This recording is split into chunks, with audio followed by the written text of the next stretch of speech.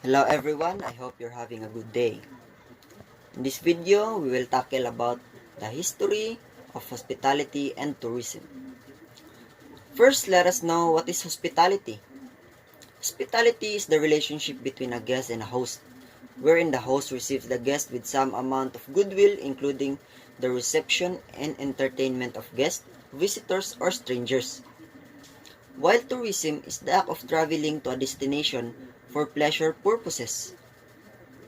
Next, what is hospitality industry?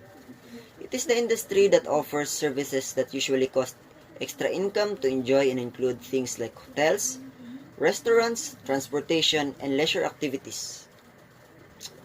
Now, let us go to the history of hospitality and tourism. The earliest accommodations were generally family-owned, with families providing not only lodging but also food and drink for weary travelers. The early days of leisurely travel were generally reserved for royalty and the very wealthy, although some travels were taken as a part of education process or religious requirements. In fact, European monasteries were frequently used for lodging during the Middle Ages. These basic trends continued for some time, until modern transportation lowered the cost of travel enough to fit within the budget of the less wealthy. The word hospitality was used before the word tourism. Tourism was used to describe individuals traveling away from home beginning in 1700s. The Industrial Revolution in England, along with the creation of modern modes of transportation such as steamships and railways, made traveling easier and more common. By the middle of 1700s, the term hotel came to be used for lodging in Europe, replacing the old idea of inns or taverns. However, lodging facilities in America were gaining popularity as inns. The first non-travel agency, started by Thomas Cook in England, appeared in the mid-1800s and offered a package that included railway tickets and an accompanying tour book. A few years prior, the modern hotel industry got going in the United States with the opening of the City Hotel in New York in 1794.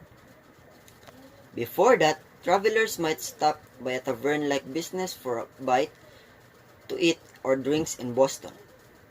The site of the first American coffee houses, however, it was during 1800s that the first establishment that resembled modern restaurants were opened in Paris, France. These restaurants, which catered to a wealthy clientele, were vastly different than the taverns and inns that provide food to travelers. The popularity of travel continued to increase as modern transportation modes came on the scene. One of the first travel excursions promoting the use of automobiles for traveling took in place in 1888, where Bertha Benz, the wife of Carl Benz, whose company would one day become Mercedes-Benz, went on an automobile-based trip to prove that long-distance travel was possible and to promote her husband's Benz patent motor wagon. Thank you for listening.